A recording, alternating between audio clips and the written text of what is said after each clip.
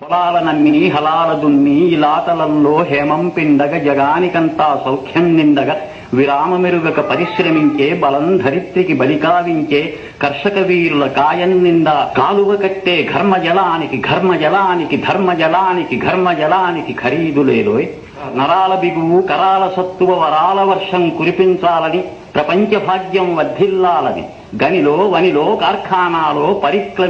పరిప్లవిస్తూ ధనిక స్వామికి దాస్యం చేస్తూ యంత్రభూతముల కోరలుతోమే కార్మిక వీరుల కన్నుల నిండా కనకన మండే గలగల తొనకే విలాపాగ్నులకు విషారాశులకు ఖరీదు కట్టే శరాబు లేదోయ్. కావున లోకపుటన్యాయాలు కాల్చే ఆకలి కూల్చే వేదన దారిద్ర్యాలు దౌర్జన్యాలు